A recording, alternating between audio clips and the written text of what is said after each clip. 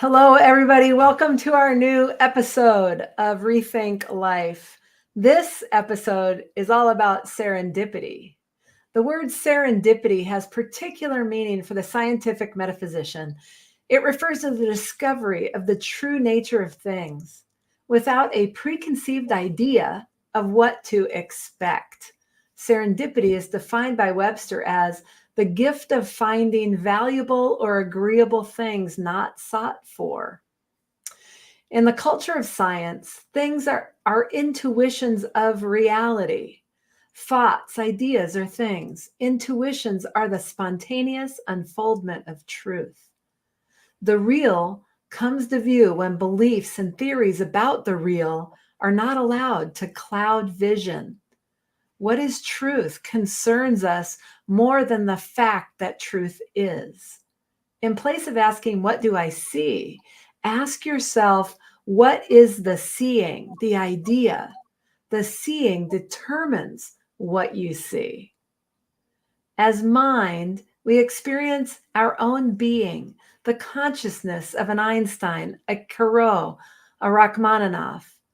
One mind means one infinite thought force, infinitely individualized, always new, fresh, and varied, since infinity never repeats itself.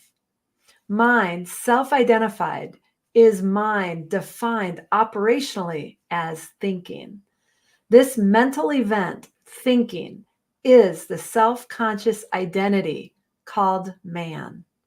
And that's taken from What is the Idea by Margaret Laird on page 59. Hello, Betty. How are you doing? Fine, thanks. Anything you want to say about serendipity and what we're going to be exploring?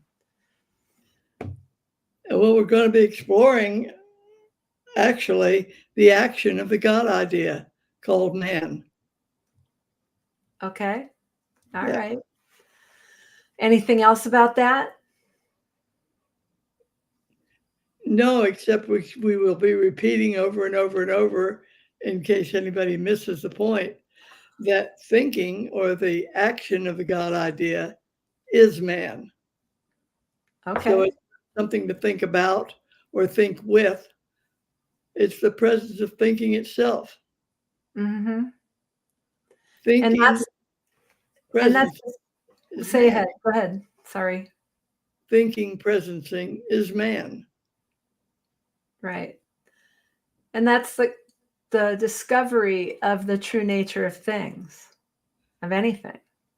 Yep, everything. Everything. Okay. All right. So let's dive in. And if anyone has any questions or anything like that, just enter them into the comments. All right, here we go. What is the idea? On page 60, Margaret Laird wrote, mind is not the thinking of good. Mind is the thinking that is good being. So I'll say that one more time. Mind is not the thinking of good. Mind is the thinking that is good being. Yep. So say a little bit about that. Well, in other words, the thinking is fulfilling the function of creativity. See, the God idea in action, it's all one thing going on. Mm-hmm. That is man present. All right. Yep. That little story that I used, I guess, at the beginning of my book, a little boy was asked, if you were in the desert all by yourself, how would you know God was there? He says, because I'd be there. Exactly. You don't have to seek God or hunt for him or wish he was around once in a while. The fact that you exist is God being. Okay. All right. In other words, the thinking is fulfilling its function of creativity. Yep.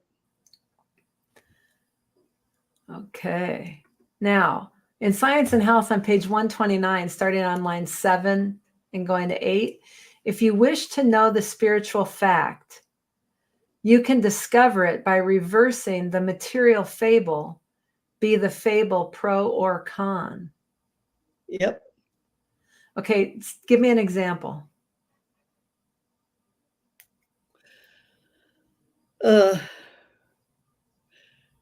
I guess believing that I'm a human being is human being believing. It's not a fact. Right. By reversing the material, fable, be the fable, pro or con. Yep.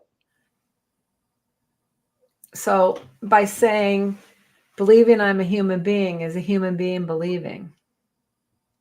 And then I can look at it and say, sorry? It's not who I am. Right. It's a belief. Right. So it's a human being believing. Believing that I'm a human being is human being believing. Okay. Yeah. And human being isn't the fact. Correct. All right. Human being may be the way it looks. It's not the way it is. Okay. All right. So you just got to play with that. So if you play with reversing it and then really looking at, well, what's the fact present, you can start to see it. Yeah, if I believe I'm a human being, doesn't make it true. Human being believes that I am, and that doesn't make it true, you see. Mm-hmm. But being present is the fact. Mm-hmm. And what it looks like is what it looks like. Okay. All right. I get that. All right. So be it in accord with preconceptions or utterly contrary to them. So that's a follow-on from, if you wish to know the spiritual fact, you can discover it by reversing the material fable, be the fable pro or con, be it in accord with your preconceptions or utterly contrary to them. Yeah, whether it's a pro or a con, it's still true. It still works. Right. Whether you're for it or against it. Right. You know, you can it's true whether you believe it or not. And it's true whether you say it or not. And it's true whether anybody else says it or not. It's just a fact. Right. So whether you pro or con, whether you think so or not, agree or disagree, what you have going on is a spiritual fact. And I discover that for myself by reversing the way I've said it so I can look at it. Right. Different perspective. Right. So when Margaret then says, be it in accord with your preconceptions or utterly contrary to them, is whether it's a pro or a con. Because either you like it and it's with your preconceptions or it's contrary to them. So even if your preconception is, oh, this is awful, it could be really awesome. Yep. So whatever that is, you're playing with both ends of the stick of the language of paradox. That's right. Because the fact present, looking like that paradox, is infinite mind. Mm-hmm. And infinite mind is all, is the reverse of that statement and still true. Okay. Yeah. Okay, I get that. All right. Thank you. Yep. Okay. Now on Mind as the Athlete, on page 27, you wrote it this way. Your acknowledgement alone is causative. Now let me ask you this about that. Is it because you get yourself out of the way and just the acknowledgement alone? No, but the acknowledgement of a spiritual fact is the spiritual fact stating itself. It's never personal. Right. Human beings do not know how to acknowledge facts. So when facts are being acknowledged, it's mind speaking. All is infinite mind. And this is the way it looks right now. Right. But how can I say that in other ways? We think that if we say all is infinite mind, that doesn't make it so. And of course, the saying of it doesn't make it so. But the fact that it's true makes it so. Mm-hmm. All is infinite mind, whether I say so or not. Right. If I say human beings are doomed, that's a fact. Right. if I never said it, it's still a fact. Right. Because they don't actually exist. What exists is infinite mind, the all of all. So my saying stuff doesn't make it true, but the truth stating itself is always true. Well, let me ask you this, though. If I'm saying that to myself, whether I say it out loud or I think it in my head or whatever, if I'm believing it, true or not, it shapes a certain point of view. Would you agree with that? I don't know that it shapes anything, but it's your direction. Right. But my point of view is Your impacted, is all I'm path. saying. Well, Until I get off it and I can say, all is infinite mind.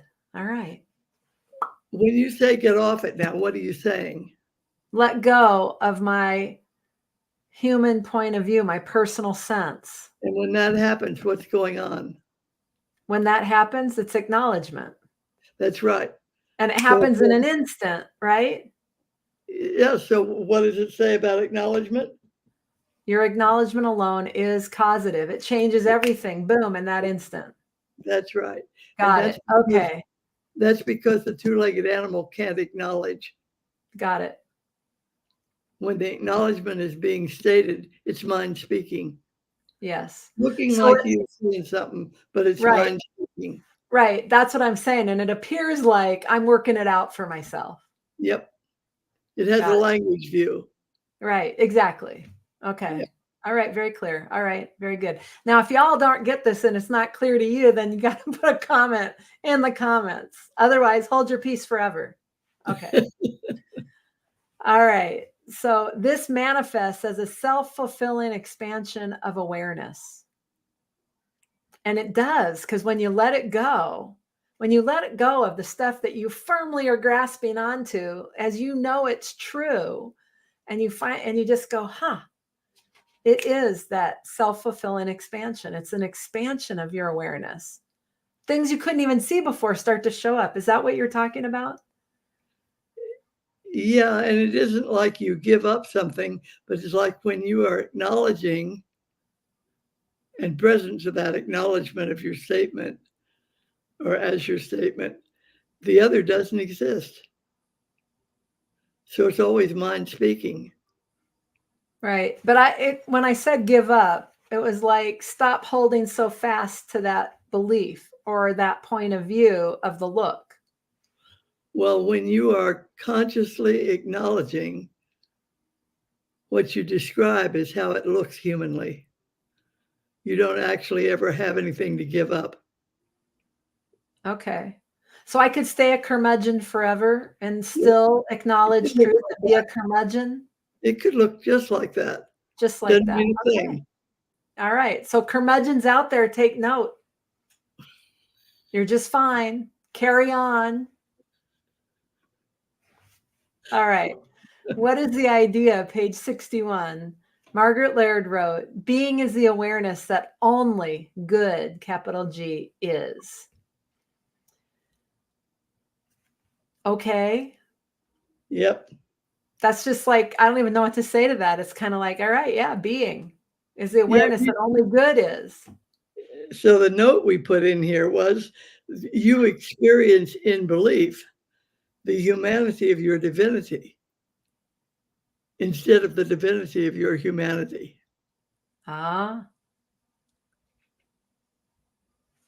So you experience in belief. Yeah. So you believe the humanity of your divinity. The humanity of your divinity instead of the divinity of your humanity. But I always think about the divinity of your humanity. Like I always think about, well, it's the divinity that shapes our ends. That's It's right. our divinity. Yep.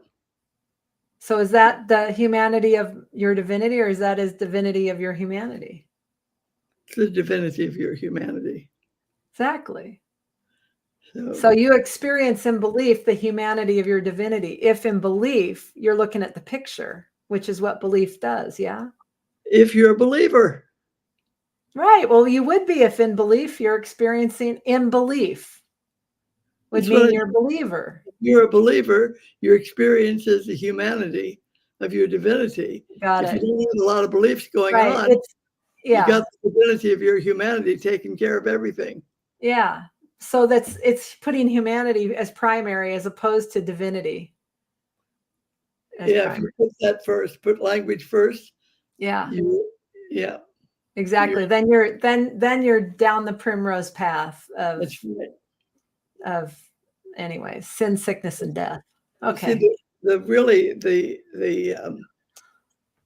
the gift that science has in living it is the opportunity to live divinely right now instead of going through the suffering to find it.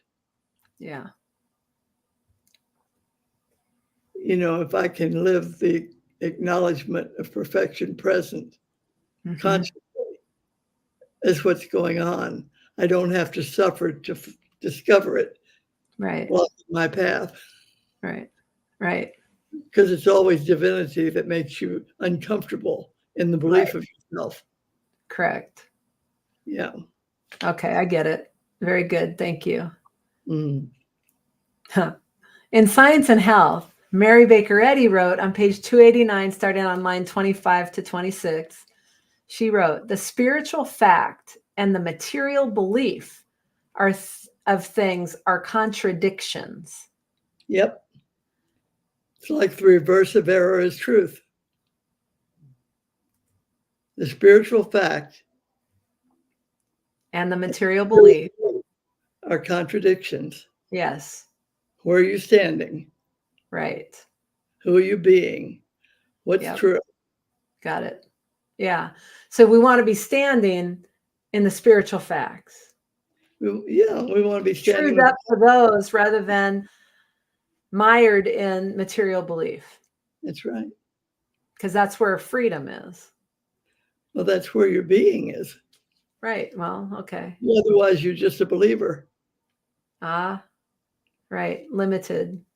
Yep. Because material belief would be the paradox. Yep. If you believe something's good, you got as much bad. That's right. And believe something healthy, you got as much sickness, because it's got to be two ends of the stick. Yep. If spiritual fact removes the paradox. There's no stick. There's no stick. I like it. There's no stick. Like there is no spoon. Okay. All right. But the spiritual is true, and therefore the material must be untrue. Life is not in matter. Yeah. Yeah. And in that case, matter is another word she's using for language. Right. Yeah. You know, when you get into the study of science, you discover that matter is actually mind the way you see it. Yeah. So I'm not getting into that right now. But when she talks about it in this context, she's talking about life is not in language. Yeah. Yeah. Very good. Okay. I get that. All right. And in your book, Mind is the Athlete, on page 27, you wrote, conscious living allows access to the ongoing aliveness and boundless energy intrinsic to being's being. Mm-hmm. All right, you're going to have to unpack that. Well, conscious living means I'm self-aware, allows access to the ongoing aliveness and boundless energy, intrinsic, meaning built in, to being's being. Okay, so my own conscious living, conscious awareness, yep, is the access point to boundless energy of being. That's right. Capital B, like God, capital G. Mm-hmm. Awareness and boundless energy. Right. So that's the access. The access point is being consciously aware, conscious living, acknowledging facts right as I walk on. That's right. Got it. Okay. Clear as mud. Clear as mud. All right. Well, Actually, it doesn't have to be a big intellectual struggle. It's like all is infinite mind. Oh, okay. On we go. Right. It isn't like I have to dig a mountain of holes and figure it out. Oh, all Unless you do. mind. Oh, Unless you do. and if you do, then have fun. Right. All I'm saying is that it doesn't have to be. But if we're going to be in argument with what we believe, and we're going to hold fast on to what we believe and what our judgments are and our opinions are, and we know and like that, That's it's not the going to awareness be. of what the good is. Pardon me? You've got the statement up on your, you said Yeah. being is the awareness that only good is. Well, that's Right. not the awareness that only good is. Well, but it is only good is. And then here I am with all my druthers, all my believe in this, believe in that. Oh my God, this is good. Oh no, we're going to, where in a handbasket. That's me believing the picture that I'm seeing. Yeah. But truth is that it takes just an instant to go, wait a minute. The reverse there is truth. Right. So look at that and say, huh, okay. So what really is, it's conscious awareness, conscious living, the acknowledgement of truth, practical exercise. But it's not so practical when you're mired and in the forest, you can't see the forest through the trees sometimes of some of the things that you've got going on. And then we take ourselves through the knothole backwards. Right? But that's all part of it. Yep. Okay. So what is the idea on page 27? Margaret Laird wrote, what you are experiencing is always is the God idea. That is life, your own existence. Looking, and I'll add to that, looking exactly the way it must look. Well, what your humanity does is tell you what you're thinking, what you're believing, what you're acknowledging. Right. This is what your life looks like, because you make it as you go. I am the world I walk through. I don't like it. The attitude shift makes a difference. Right. Not because it's changing anything, but because it's revealing what's actually there and letting go of my belief of what it is I think I'm seeing. Right. And if we can let go of the belief of what it is I think I'm seeing, there we have serendipity. Yep. Because it's not what you expect. Unsought riches. Yep. Got it. Okay, cool. When God means something other than yourself and man means something other than the eternal one, what have you? Nothing. Yep. Margaret said it so well. Yeah. You can read it again. This one? When God means something other than yourself and man means something other than the eternal one, what have you? Nothing. Yeah, you can't have God without man, and you can't have man without God.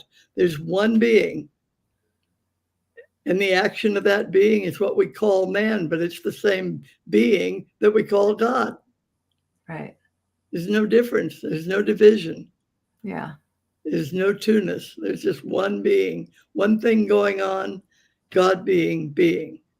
Yeah. Okay. All right. And in Science and Health on page 289, starting on line 31, Mary Baker Eddy wrote, man is not the offspring of flesh, but of spirit, of life, not of matter. Yep. Yeah. Yep. Divinity. Yep. Being itself, being showing up the only way it can. Yeah, we're not language beings, even though that's what we look at. Right. It's just language does not ever present without reality preceding it. Right. So when you're stuck seeing it as the way it looks, the reality present is being ignored.